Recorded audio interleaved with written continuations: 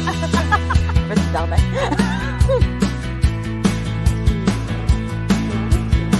Saperli, coucou! C'est le retour de Saperli Poulette et comment mieux commencer que dans cette Havre de paix?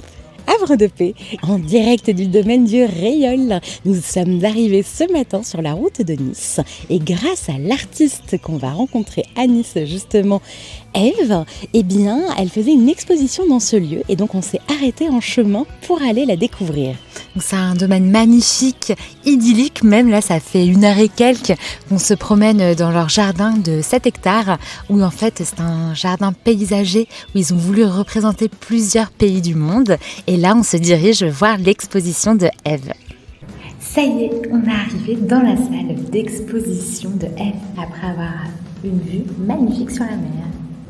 Le moment pour nous de découvrir enfin son travail avant même de la rencontrer elle. Et on trouve que c'est quand même un chouette moment à passer et on se rend compte qu'elle travaille véritablement avec la nature.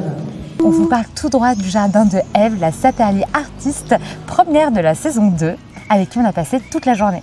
On est actuellement dans le hameau familial où elle a installé son atelier.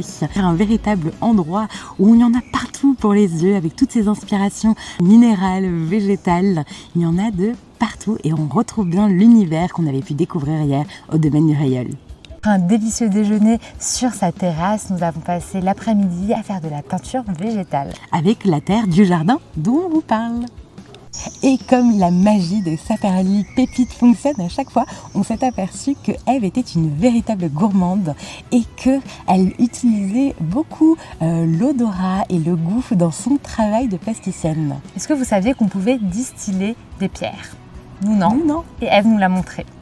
Ça y est, on vient de terminer notre deuxième journée avec Eve. Et on a continué ensuite notre journée à se balader dans le jardin du Vinaigrier qui est au-dessus de Nice et qui est un jardin un peu source d'inspiration pour Eve et qui nous a partagé ce que c'était les marches sensorielles. On a ensuite été dans un lieu culturel qui s'appelle la Station et une super exposition qui s'appelle le Chant des Sirènes.